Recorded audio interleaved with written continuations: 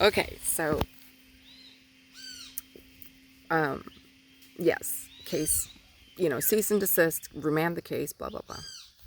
So this letter, and I took it to the post office to have them send it via registered mail, which is my way of saying out loud, calling that elephant in the room again. I am absolutely certain that every word I say is true, and I am not entering any of this information for the purpose of committing fraud. So I sent the letter through the post office. So guess what? Oh my goodness. The post office had my letter for 3 weeks, and they made 2 attempts, and both attempts were refused delivery. Well, of course they're going to refuse delivery of my letter. Anything coming from me through the post office, they don't want to engage with that, because if they do, now I got it on record. They got to respond to me, right? They got to say, oh yeah, you're right, this case is totally sloppy, and there is no judge's signature on here, and there's no summary review of the evidence, no judge's written decision. It's just Susanna's signature on a piece of paper. It's it, Um, so, anyhow, so yes, and this post office is like an hour's drive from the courthouse. Hour's drive, and they go there every day to Bucerias to take mail. And they couldn't get my letter delivered. I had to literally go down to the post office, retrieve my letter, put it in another envelope, a third envelope, and take it and hand deliver it. I had to walk into the den of these, I want to say, wicked women. They're all women in there. Well, there's a couple of guys, but they're so feminine. It's they're more like women than they are men. And I forgot to mention that when I was, oh yeah, I totally forgot about this. October 30th last year, Susie, maybe she did, or maybe somebody else's, they waited for me to leave, right? Because George and Maria live across the street from me, and they surveil my property all the time. And they wait for the property to be vacant, and then they call their friend Susie. Okay, it's safe to go over there and bring another piece of your paperwork from the courthouse, and maybe they'll stick it. She stuck it like under the mat or in the door frame or something like that of my house, and it said, a judgment has been cast on your case. And I'm like, yeah, you're right, it has, and it was in my final communique like 6 months ago, or however long that was, almost a year ago. But just morbid curiosity. So I went down to the courthouse to see what this judgment was. And I'm sitting in front of Susie at her desk in the main office there. And I said, hey, well, where's the judge? I see this is I don't see any summary decision. I don't see any review of the evidence that the judge uses to make the judgment. I don't see any indication. I said, and I'm looking in the office right now. I said, and the office itself is empty. Where's the judge? Where's Ramon? And just as I said that, you can't make this shit up, man. This is straight up. You couldn't write a better script. Just as I said that, this woman in a red dress, a super tight red dress that came about 3 inches below her crotch, stiletto heels, fake nails, the whole I don't know what you call it, the whole enchilada or something. She looked like a prostitute. She looked like a middle to high class prostitute. And she walked right behind me, and Susie pointed it to her, and she said, that's the new judge. And I said, what? That's your new judge? And she said, yes, she is, and she's a very nice lady. Of course. Yes. Anyway. So anyway. So I had to go down there, and I didn't know if this woman in the red dress was going to be in the office or who I was going to find in there, but I just walked straight in there and went straight into the judge's office, right past reception, right past everybody, right into the judge's office, and I said, "Are you the judge? Because you're in this office that says it's the judge. It says Wace on the outside of the door. Is that you? What's your name? Because as far as I can see, this office has been vacated for quite a number of months, about a year.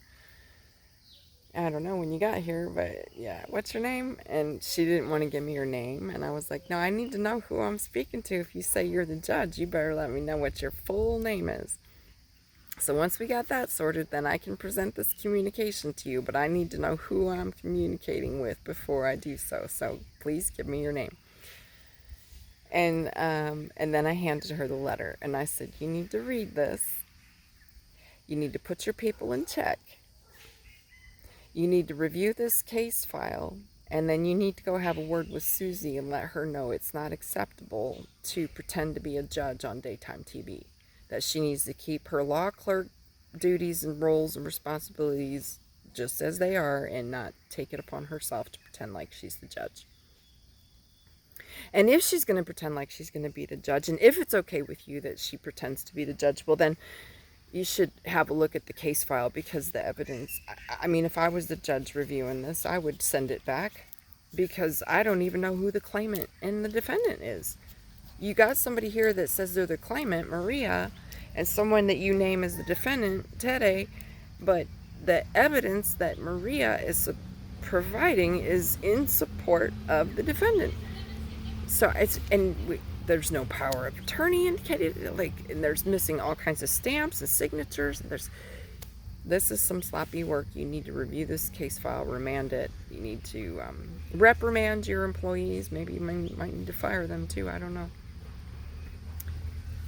I would, if I was a judge in a courthouse and I found out that there was a law clerk that snuck a case file out of the courthouse without my signature on it, escalating it, saying that there's been a judgment when I've never, the judge never signed off on it, and sending it up to me now, I would send it back, and I would suggest that other lower court judge fire the people who did that, at the very least, and they should probably have their license revoked as well, because that's just crazy. Talk about using the honorable business of the court to commit fraud and violent criminal activity, as well as just, we're not talking fraud. Let me get don't let this legal system shit twist you. They call it fraud. It's a fucking crime. For there to exist a crime, there needs to be a victim. Fraud is when you attempt to execute a crime on somebody, but you're engaged in fraud for the purpose of executing a crime, stealing money or whatever the case is. These people not only stole money from me, but they have violently trespassed. I had lost track how many times there's been violent trespass and threats of violence, and it just nonstop, right? And not to mention my time. Like, that's a pet peeve of mine, right? As you can imagine, if you're busy and you got 2 or 3 full-time jobs, I don't need to be the postman taking this letter up to this office, and I don't need to be providing the judge with an executive summary of the reason why that case should have never left her courthouse and should be remanded, and that her employees should be counseled and or fired and have their license removed. This is not my job. This is really not my job. I didn't sign up for this. I didn't. But there we are. So yesterday, that's what I did. I went in there and I delivered this, and I told her, oh, right. So that was the conversation I had with the judge, and she said, okay, well then in order to make it an official part of the records, you need to take it to the front desk and have them stamp it and put their little thing on there saying it was officially received, and then you get a copy of it to take with you. I was like, yeah, I know. I'll go do that. And then when I went to the front desk, and I went right past Susie, I was like, Susie? I don't know. Good luck, sister. And then I went to the front desk, and And there was commotion. You know, I was very calm, very diplomatic, but the judge did raise her voice at me once or twice, and I let her know that's unacceptable. I raised my voice over hers, and then I specifically said, "You don't need to yell at me. You can talk in a normal voice." Okay? And anyway, so there was commotion, and people were listening. Oh, what the fuck's going on in there? This crazy gringa thinks she can stand up to the authority of a judge.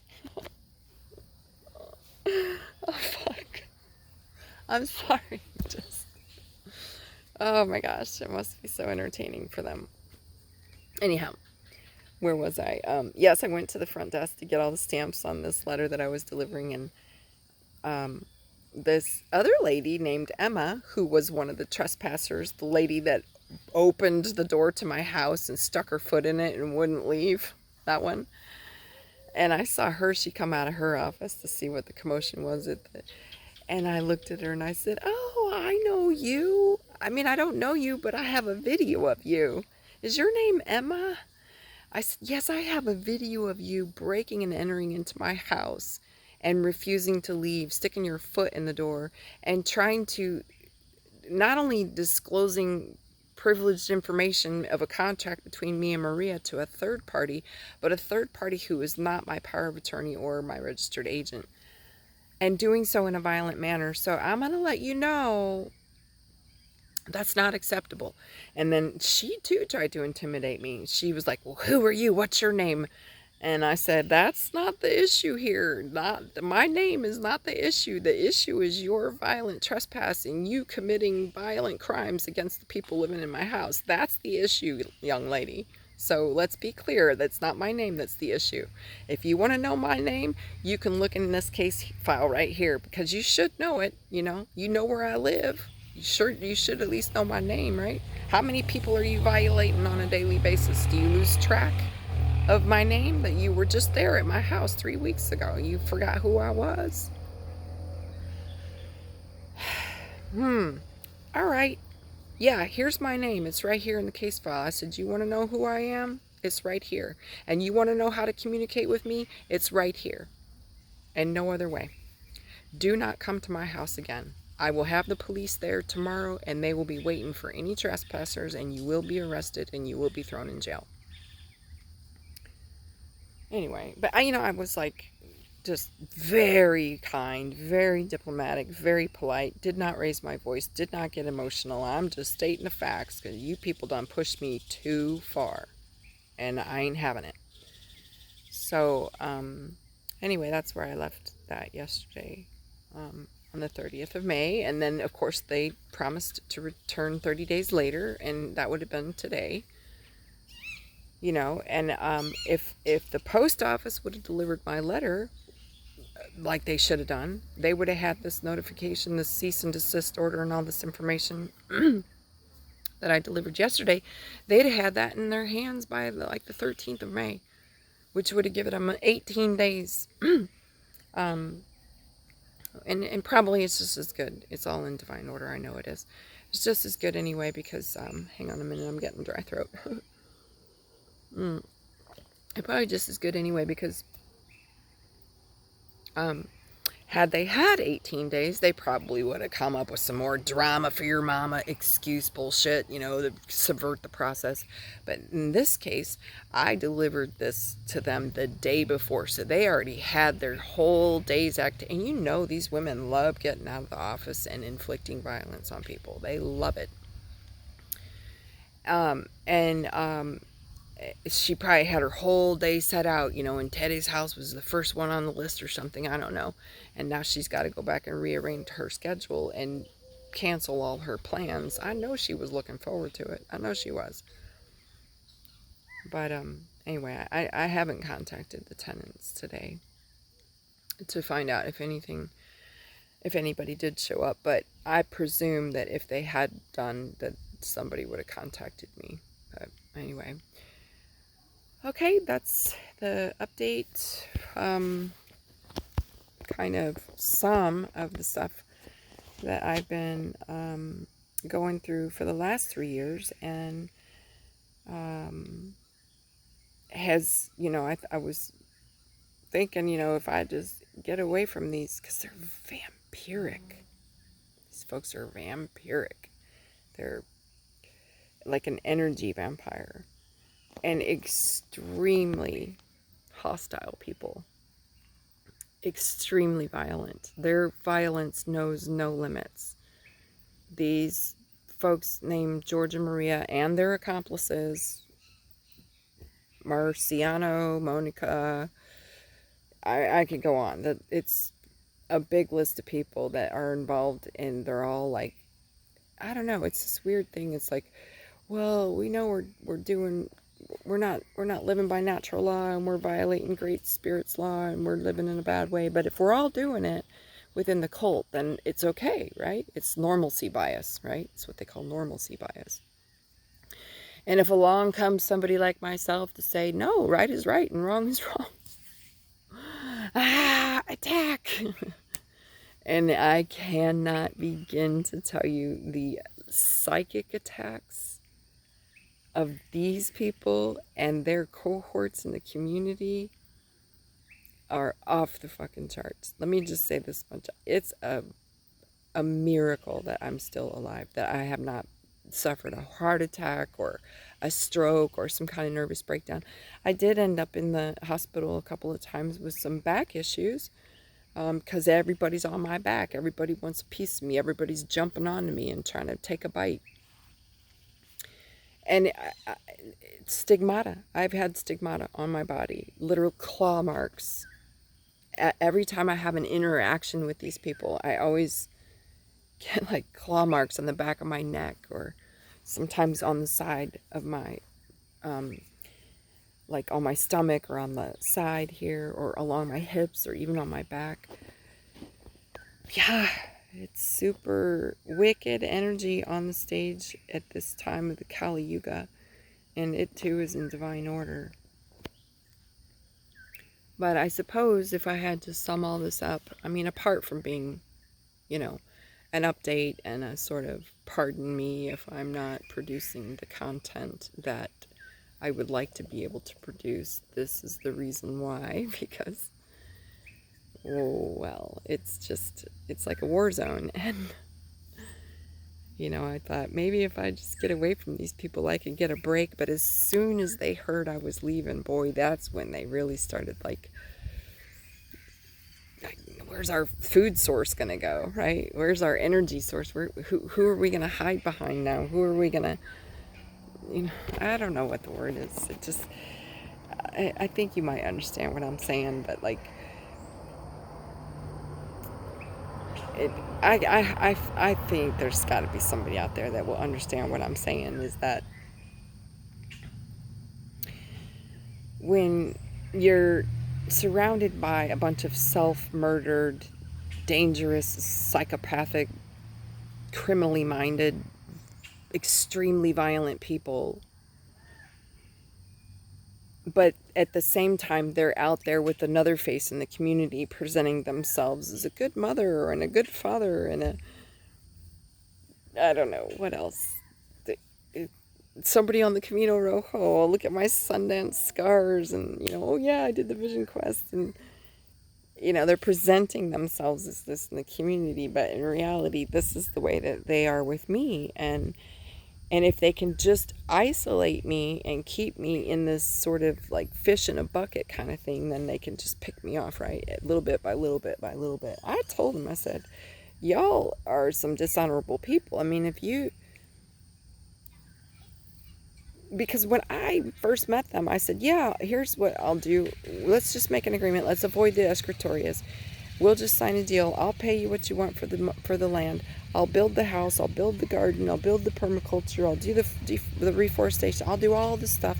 And when I pass away, you can have the house and everything. They can't even wait for me to die. That's the level we're talking about. They're literally going out of their way to kill me. Just like they killed the Cornelia lady. She died of a stroke almost a couple years ago, from all this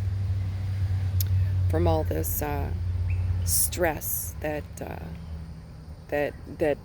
that they generate, you know, because they just go, that's what they do. George and Maria, Marciano and Moni, they're sitting up there in Shibuya, and people are sending their kids to this school. Oh my God. I'm telling you, they're very good at camouflaging their darkness. Very good. Very good. And, but the masks are coming off now, and, at this point, I've done everything I can do. I'm going to continue to, at this point, seek a criminal attorney to file a case against Maria, because I just don't know any other way to make these people stop. I have talked, I've asked, I've begged, I've pleaded. I called all the neighbors, everybody that knows George and Maria. I called Salvador, I called Marciano, I called Moni, I called all the people that know George and Maria, and said, please, can you have some influence on them and tell them to stop executing their crimes against me, and stop escalating their fraudulent case that's being used to justify the crimes that's being committed against me. And this family with 2 small children, you know, come on, can anybody, just one of you, can you just raise your hand and say, this is right and this is wrong, and what you guys are doing to Tere is wrong? Can anybody do that? Well, you know, the only thing evil needs to persist in this world is for good men and women to say and do nothing. So at this point, I'm just like, well, that's just their path. They choose to be evil, and I don't see that I'm not ruling it out. Anything's possible, but for the time being, I'm not going to stick around here and be their source of light to feed off of, because they're literally picking away at me. I said, you should just get a pistol and come over here and blow my brains out. That would be the more honorable thing to do. Just get it over with. It's a death by 1,000 cuts. Instead of, and it's done, it's over the course of 3 years and counting. And you're stealing my life anyway. So I'm going to be writing all these letters and going to the post office and delivering letters and having conversations with judges and sitting up in the courthouse and having co-counsel meetings and typing up the exhibits and collecting all the evidence and speaking with all the witnesses and this and that and the other. That ain't what I want to do with my life. Right now, I'm in the fall of my life. I've done worked my whole life, busted my ass to get everything I have. And I just want to have a roof overhead and be somewhat comfortable so I can focus on my book and my online content and whatever else comes into the field of creativity. But they're literally stealing my life. Stole my life savings, ran me out of my house, stole my life, and now they still keep going.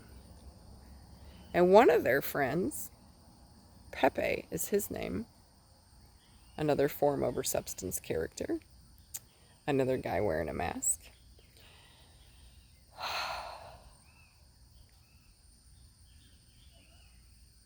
He's asking me if there's any co-signers on the title of my car.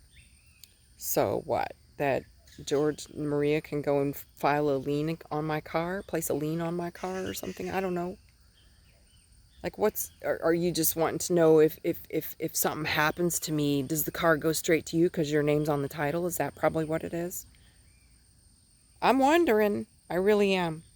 Because he's asked me that question now twice in less than a couple years, probably less than 18 months. He's asked me that question twice. And because twice I have caught cars with blacked out windows and Mexico City license plates following me through the streets of the place where I don't want to say ran to, but the place that I have come to after I have been run out of my house. And I have an eyewitness, Luz, my friend Luz was an eyewitness to the first individual that was stalking me with the blacked out windows. And the second one, it was just a couple of weeks ago, and I just videotaped it and or videoed it or whatever, took a video of it, and I actually had a little fun with it. I have to admit, I pulled some special ops tactical driving skills on this guy, and it was funny. I posted the video on YouTube. I missed the best part. I should have pressed the button to turn the camera around to get the look on this guy's face, because I almost T-boned him. I mean, I wasn't going to T-bone him, but he didn't know that. And I followed him. And then he got out of the car. He parked first, and I parked. And he waited, and eventually the guy got out of the car, and he had stuffed a pistol in his pocket. A little tiny pistol. I've never played with a gun that small before, but it looked very befitting for him, because he seemed like your typical tough guy Mexican, but really he's just a total pussy. Excuse my language. But just a total bitch. Like, you know how you can just tell somebody's like a little bitch? Like, as soon as they get the first punch to the face, they're gonna just start screaming, crying, and why did you do that? But you've stuck a fucking knife in my face. Like, one of those. That's what I mean by a bitch. Always trying to be out there initiating violence without you don't even, like, question it. It's just, of course I'm initiating violence. What else would I do, right? That's what I mean by bitch. And he showed me his pistol, and I got that on film too.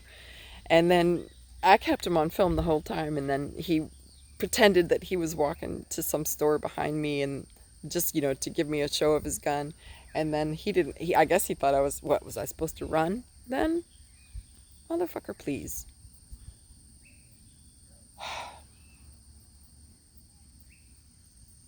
These people is a trip. Anyway, he turned around and he came back. And I got out of my car and I confronted him. I said, "Hey, hi there. Just want to make sure you see me. Not sure if you're looking for me, because you're following me. Huh? You're stalking me through all these little back streets and stuff. There's no way you had somewhere to go. I was wandering through the back streets trying to lose you, and here you are on my tail. And now you're out here on the main road and you're just gonna park? All right, I'll park too. You got something to say to me?" That's basically what I told the girls in the office yesterday too, at the court clerk. I was like, this is the case file. This is right here is the way to contact me, through the post office. But having said that, young ladies, I happen to be gracing you with my presence in your office at this moment, on this day, at this hour, at this exact time. I am here in front of you. Now, tell me, what is it that you have to say to me? What are you trying to communicate to me? What is it that you are trying to convey? Instead of executing violent trespass upon a third party, why don't you say it to me? I'm here right now. What you got to say? And she turned tail and ran back into her office. I'm telling you, these people is a trip. And I had Celia even threatened to go to the immigration office and report me as a bad person and get me kicked out of the country. Oh, please do, Celia. I've been trying to leave the country since 2022. I tried to get on an airplane twice and leave the country, and they won't let me. Apparently Mexico doesn't want me to leave. So good luck. Let me know if you get that immigration flight sorted out for me to get the fuck out of here, away from you criminal nut jobs. I just like...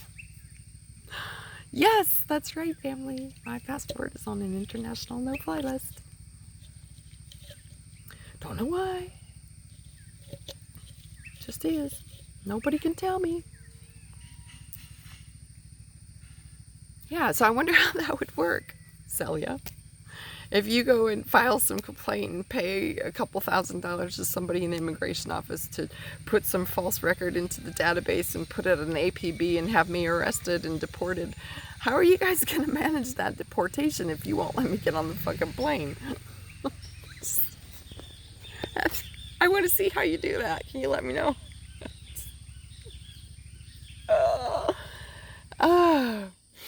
Did I say NQR not quite right? This place is a trip. I'm gonna say there's so many things I love about Mexico, don't get me wrong. There's so many things I love about Mexico. But like on a per capita basis, like I don't know, cuz I don't know. I can't speak for everywhere, but I can just speak to the places that I have lived in and traveled and spent some time in. And I've been around the globe 4 times. Just about every place you can imagine to go on planet Earth, I've been there. And I love interacting with people and the cultures and, and just see what it's like. It's really cool. And I've met some strange characters along the way. I've met some violent people along the way. But pound for pound, like Mexico, there's number 1, Mexico. The most violent, angry, self-murdered, just super something boiling under the surface, and they're just waiting to take it out on the first person that they perceive as vulnerable or somebody that they can pick on. And and maybe it's let me go back. Let me just make sure I get this real clear. I'm not speaking on behalf of all of Mexico here. I'm just referring to the place that I find myself living for the last, 3.5 years. It is one of the most beautiful places, and then simultaneously it is one of the most violent places I have ever experienced. Like, like I was just thinking about this earlier today. Like, if I could say all the people that I've met from all the different countries all over the world my whole life and put them all together in sort of like a control group, let's say, and say there's 1 million people in that control group, and I could probably say I would run into maybe 10, 20, perhaps as much as 100 psychopaths, full-blown psychopaths. But here it seems to be, like whatever ratio that comes out to. I don't know how many zeros. It's like 1 in 1,000 chance, something like that, of running into a psychopath. Here, it's like 1.9 out of 2 people you'll have a chance to run into, or it's going to be a psychopath. Just straight up violent, very passive aggressive though. Very good at the camouflage. But some of the most violent and hateful and cruel people I have ever met in my life. And there's more of them per square meter or whatever you want to say than I have experienced anywhere else on the planet Earth. And I've been in war zones and people were less violent than this. Like, it's just crazy. Steal the life savings of someone who's old enough to be your mother, lying to them to draw them in, right? Into stealing this. And then when the woman who's old enough to be your mother that you just stole the life savings from tells you, hey, you, instead of dropping the matter and just being okay with the money that you've already stolen, then you just keep escalating it.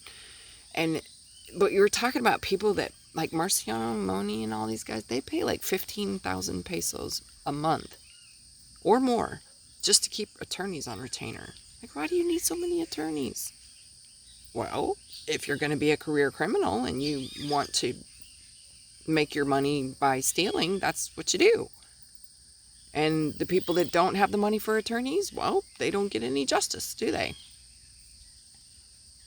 Interesting. So I will close that now. Oh gosh, that's a long series of videos. I hope it's not too whatever. I hope it's entertaining. I don't even know. My objective here is to, hey, say this is why I haven't been putting out the content. I've been a little busy. And also to just kind of put a moral to the story kind of thing that, it is perfect Kali Yuga shit, right? But to have the courage to stand up for yourself no matter what. And not back down and not be intimidated. If you're, just, yeah, you gotta stand up for yourself. You do. Because if you don't, that's just gonna invite more fucking parasites, right? That's the way it is here, at least in Mexico, where it's been my experience here in Mexico. If you don't fight back, they'll just keep kicking you.